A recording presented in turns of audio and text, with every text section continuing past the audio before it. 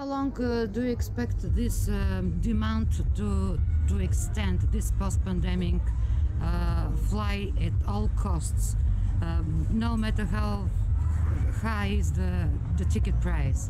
How long do you expect it to last?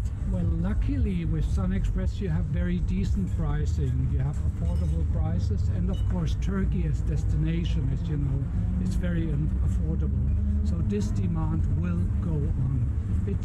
It may be a peak at the moment, but I would even think that it will even increase in the next year. Turkey is becoming such a popular destination. The value for money, the good prices for the flights, and the friendliness of the people, you know, I mean, it all speaks for the destination.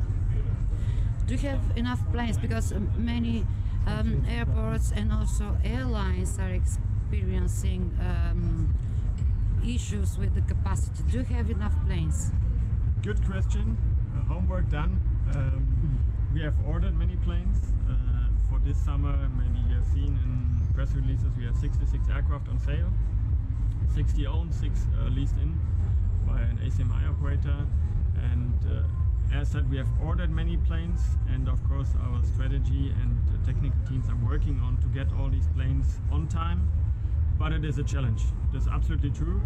We cannot promise that we have all the order planes on time for the upcoming summer season. But let's say what we have managed every time in the past was when we, let's say, had some difficulties to get the ordered own aircraft on time, find other ways to replace the capacity with, for example, leased in aircraft like we do have from Avion, also from Sofia, every Friday here starting in September. How do you see this summer developing? Last summer was just pure hell for the passengers and for the airlines, perhaps. And this summer, last week, on the 27th, France was closed again because of a strike of ATC. What do you see? What should be the solution for not having troubles when there are passengers willing to fly and pay the price, and airlines who are willing to transport people for to new exciting destinations? What is the solution not to have troubles? I don't really see that trouble coming up again. I know that airports like Amsterdam or maybe Charles de Gaulle had major issues last year. Also in Frankfurt we had our bottlenecks, but as SunExpress we managed extremely well, which was also, I must say, thanks to the staff who came out to the check-in counters, who helped the passengers to check in. I understand from, for example, in Frankfurt that the capacity of check-in staff is raised, and I don't really see these problems coming up anymore. For SunExpress there's another very positive development.